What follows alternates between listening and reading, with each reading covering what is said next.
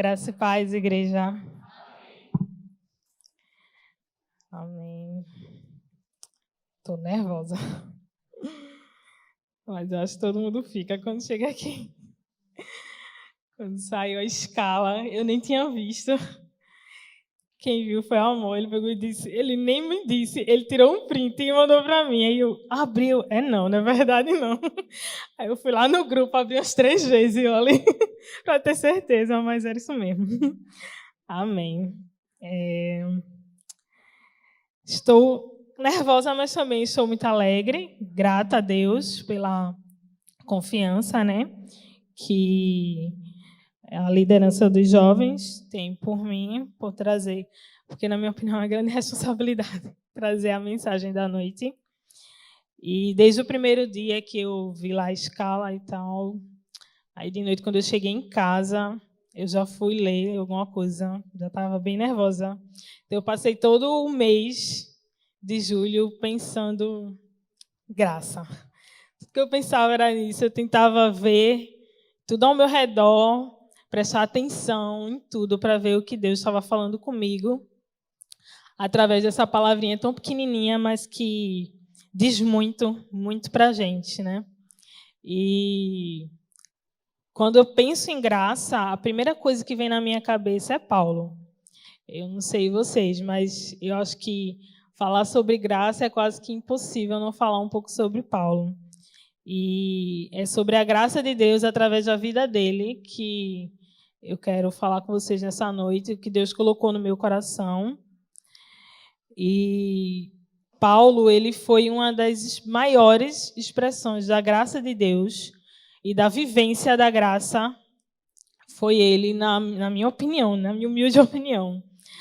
Toda a vida de Paulo, desde o começo do que Deus teve aquele encontro com ele ali, que transformou a vida de Paulo, foi através da graça. Que Paulo, ele vivia da lei, ele era zeloso. A gente vai ver ele falando sobre isso em Filipenses. E é nesse texto que eu quero fazer a leitura dessa noite junto com a igreja. Filipenses, capítulo 4, do versículo 10 ao versículo 13.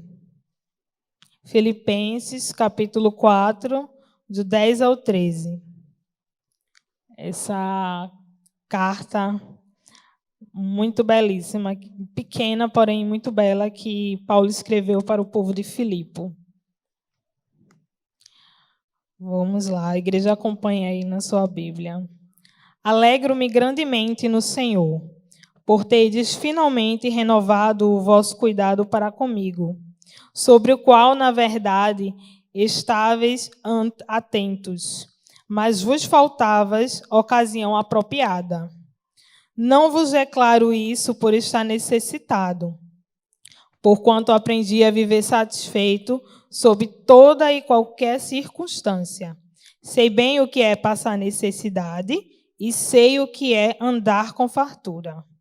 Aprendi o mistério de viver feliz em todo lugar e em qualquer situação, esteja bem alimentado ou mesmo com fome, possuindo fartura ou passando privações.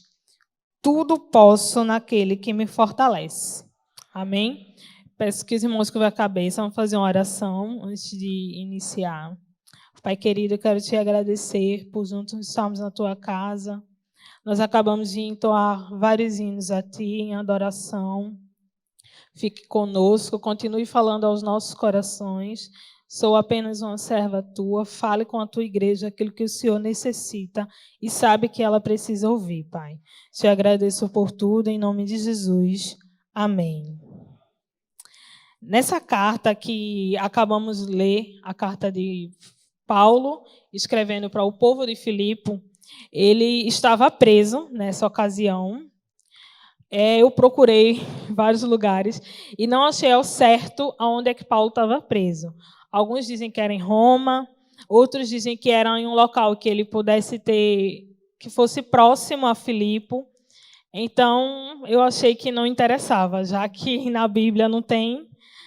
Mas ele estava preso e ele conseguiu ganhar o povo de Filipe para Cristo na sua segunda viagem missionária. E foi um povo que Paulo amou muito. E eles amavam muito e cuidavam muito de Paulo. Toda a necessidade que Paulo tinha, o povo de Filipe, ele tinha prazer em suprir, em ajudar a necessidade de Paulo.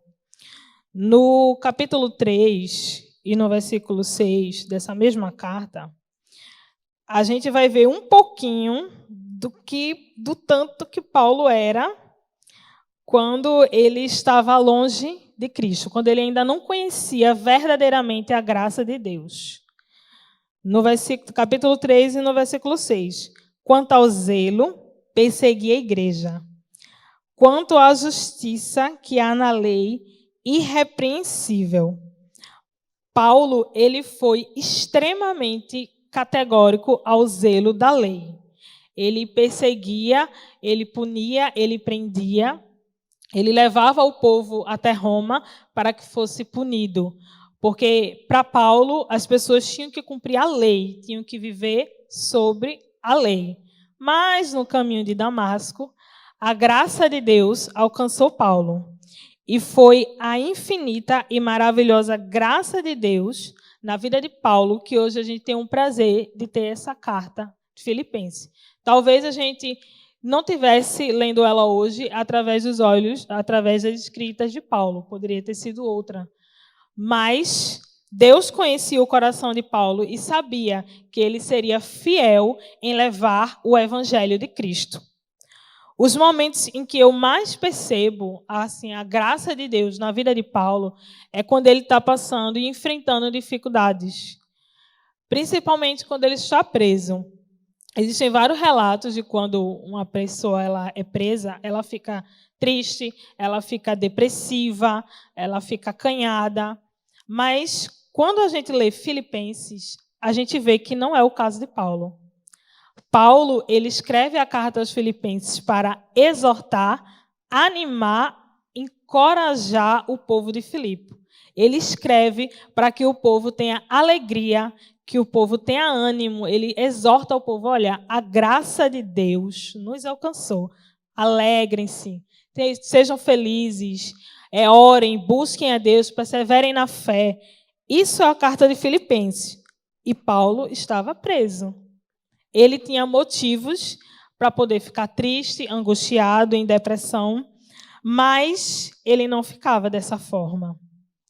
Paulo, ele tinha tanta certeza e convicção que ele sairia de onde ele estava, que ele sairia da prisão, que no capítulo 1 e no versículo 19 e 20, ele diz ao povo: pois estou certo de que o que se passou comigo resultará em libertação para mim, graças às vossas súplicas e pelo socorro do Espírito Santo de Jesus Cristo.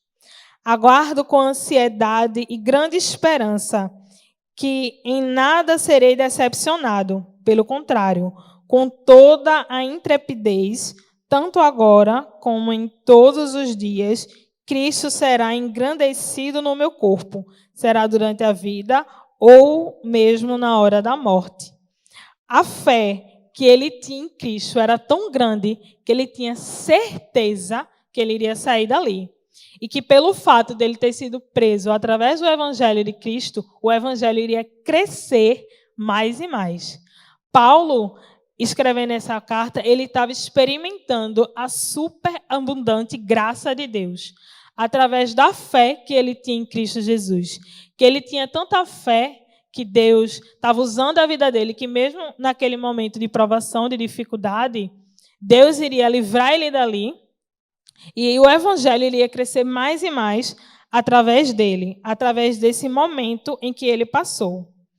Em 1 Timóteo, no capítulo 1 e no versículo 14, diz: a graça do nosso Senhor superabundou com a fé e o amor que há em Cristo Jesus.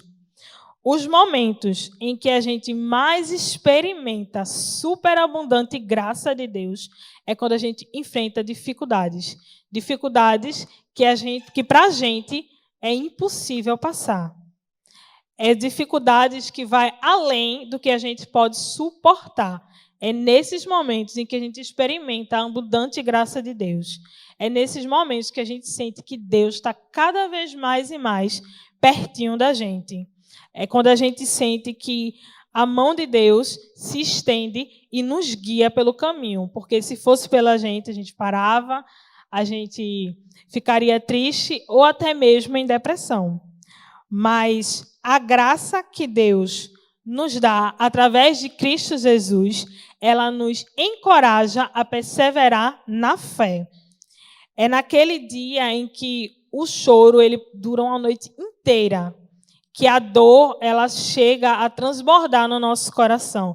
É nesses momentos que a gente começa a experimentar da graça de Deus. A abundante graça de Deus, ela nos cerca de tal forma que a gente consegue passar, que a gente consegue suportar mais um pouquinho para chegar até o propósito que Deus quer que a gente chegue. Quando eu estava estudando sobre a graça, eu fiquei conversando com Deus, dizendo a Ele, meu Deus, eu já passei por tantas coisinhas assim, tantas emoções que aqueceu o coração. E eu estava pedindo a Deus assim, para que Ele me direcionasse sobre algo que eu poderia assim compartilhar com a igreja. E eu me lembrei de uns anos da minha vida, há muitos anos atrás, quando eu comecei a prestar vestibular. Eu tinha colocado na minha cabeça que eu queria fazer engenharia civil e trabalhar na Petrobras. Esse era o objetivo. Eu sei, nada a ver com o que eu faço hoje.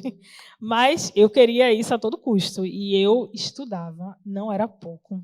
Meus irmãos, eu mergulhei de um jeito que eu acordava e estudava, eu dormia estudando, tudo que eu fazia eu estudava.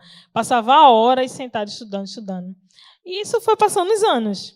Chegava no final do ano, não passava. Aí passou o primeiro ano, segundo ano, e eu firme naquilo que eu queria e pronto, né? Ajudava vários amigos meus a entender as matérias, vivia com fórmulas de física na cabeça, mas quando chegava no final do ano, eu não passava. Aí, no último ano que eu prestei vestibular, 2014, foi o pior ano, porque foi o ano que eu dei o dobro do que eu já dava, e quando chegou o final do ano, quando eu fui ver que saiu o gabarito da UPE, aí eu peguei minha prova, que eu não era ansiosa, né? Eu já peguei minha prova e fui corrigir eu mesmo. Aí eu levei pau em geografia. Meu Deus, levei corte em geografia. Então, acabou ali o sonho de fazer engenharia na UPE. Quando eu revisei a prova 3 vezes e era aquilo. Eu fiquei arrasada. Eu estava sozinha em casa, ainda me lembro. Fiquei lá dentro do quarto, eu só fazia chorar, eu soluçava, tanto que eu chorava. Eu digo, meu Deus, acabou aqui para mim, eu não quero mais saber de estudar. E já fui para outro extremo, né? Eu disse, eu não quero mais saber de estudar, não quero mais saber de livro, de física, de nada. Queria vender meus livros, não estava mais querendo aquilo para mim, só fazia chorar. Chorava. E nesse momento, eu realmente experimentei da super abundante graça de Deus. Porque, ao meu ver, eu não iria conseguir sair dali do quarto. Ao meu ver, para mim já estava... Para mim não tinha mais faculdade, eu não queria mais fazer nada. Eu já estava dizendo que ia procurar um emprego, eu não queria saber mais de estudar. Mas no ano seguinte, em 2015, aí eu já estava bem mais calma, tudo, que isso foi bem no final do ano, já foi no início de dezembro. E eu fui de novo para fazer vestibular. Fui de novo fazer cursinho e tal. Aí, na metade do ano, abriu o ProUni. Sempre, toda vez, na metade do ano, abre vaga. E eu lá digo, meu Deus, o que é que eu vou botar? Só que, nesse período, eu fazia algumas viagens missionárias com meus pais. E, quando a gente ia, eu ficava na área da beleza, toda vez. Cortando cabelo, arrumando e tal. E estava gostando daquilo. Eu digo... Será que tem alguma coisa que eu posso fazer na faculdade? Porque o negócio era... Eu tinha que fazer faculdade, eu tinha que me formar. Tinha que ser assim. Aí, será que tem alguma coisa nessa área que eu podia fazer? Aí comecei a pesquisar e achei. Estética e cosmética. Eu digo, vixe, isso tem nada a ver com nada do que eu estudo. Aí eu, meu Deus do céu, e fiquei orando. Aí eu peguei e me inscrevi. Eu digo, não, vou botar. Isso com a nota que eu tinha levado pau ano passado, 2014, né? Eu digo, se eu passar é porque Deus quis mesmo, porque aquela prova que eu levei pau ali não tem para onde correr, né? Aí eu peguei a nota do Enem, joguei lá e disse, seja o que Deus quiser. Só tinha 2 vagas e uma foi minha. Eu digo, meu Deus do céu, eu ia passar esses anos todos de novo estudando, nunca ia passar, e se passasse ainda ia viver frustrada na profissão, né? Eu digo, meu Deus, foi aí que eu vi como Deus, ele direciona a gente, ele mostra o caminho. Basta a gente querer seguir, né? A graça dele, ela vem superabunda, nos dá mais um pouquinho de força. Esse pouquinho de força é que faz a diferença para a gente prosseguir. É que faz a diferença para a gente atingir o objetivo e o propósito que Deus quer para a gente. Se eu tivesse desistido naquela época, no caso, há uns meses atrás, eu nunca tinha chegado no propósito que Deus queria. E até hoje eu trabalho na área. Eu me formei, não paguei R$1 na faculdade. Tudo foi 100% a minha bolsa. Também fiz a colação de grau, também não paguei nada. Foi uma coisa assim, bem guiada por Deus. Agora, quando eu escolhi confiar, ter a fé em Deus, e através da fé que eu tive em Deus, a graça de Deus, ela superabundou na minha vida. E eu atingi, através de Cristo, essa graça, que era um sonho que eu queria de muito nova. Que sempre, desde criança, eu sempre gostei muito de estudar. E eu queria, a todo custo, formar na faculdade. E Deus, ele foi bom para comigo e me concedeu. A graça de Deus nos faz persistir. Isso que eu queria trazer principalmente para a igreja, é que quando Deus ele nos concede graça, é para que a gente possa persistir, tanto em levar o evangelho, tanto em prosseguir com a nossa vida diária, que a gente, através da nossa vida diária, a gente também fala de Cristo, com nossas atitudes, com nossos atos. E para que a gente possa atingir o propósito de Deus, a gente precisa da graça dele. Sem a graça de Deus, a gente não chega lá. Nós que somos filhos de Deus e sabemos que a vida tocada pela graça nos chama para viver numa montanha fria, ao relento, ou em uma prisão sem visitas ou família. No coração do evangelho da graça, o céu escurece, o choro dura uma noite sem fim, às vezes dias, não é verdade? Deus ele convida novamente um jovem a subir o Monte Moriá, sem saber se ele vai ser ou não sacrificado. Mas em todos os momentos sabemos que viveremos o melhor de Cristo através da graça que ele nos concede. É debaixo da graça que devemos viver. E era assim que o nosso amado irmão Paulo ele viveu todos os dias dele, quando ele deixou o evangelho de Cristo tocar seu coração. Mesmo preso, mesmo na prisão, ele experimentou o favor imerecido que Deus nos dá, que é a graça. Ele escreveu, alegrem-se sempre no Senhor. Novamente direi, alegrem-se. Paulo estava preso e mandando o povo ter alegria. O povo ficava com medo, porque Paulo ele ia fazer a viagem missionária, ele pregava, deixava o povo lá e ia para outro lugar. Ele ia, pregava, o povo se convertia e deixava o povo lá. E assim, e aquelas pessoas que estavam lá, elas que tinham que disseminar o evangelho, elas que tinham que propagar o evangelho. Então, o povo de Filipe era um povo recente. Eles ainda estavam recém-convertidos. Então, era um povo novinho na fé. E ele, quando Paulo foi preso, o povo ficou com medo. Mas Paulo, na prisão, ele dizia, alegrem-se. Tenham alegria no Senhor. Mais adiante, Paulo ainda escreve, que foi o versículo que nós lemos. Tudo posso naquele que me fortalece. Mas por que tudo podemos? Porque a graça de Deus nos permite que a gente possa atingir tudo através de Cristo. A graça de Deus, ela nos basta para viver provações e conquistar a vitória e o propósito que Cristo tem para nossas vidas. E ele encerra essa carta dizendo, a graça do Senhor Jesus Cristo esteja com o vosso espírito. Somente a graça de Deus nos ajuda a continuar vivendo no mundo tão difícil e caótico que a gente vive. Mas através da graça, a gente consegue atingir todos os propósitos que Deus tem para nós e que a gente quer chegar até eles. Amém? Deus abençoe a igreja.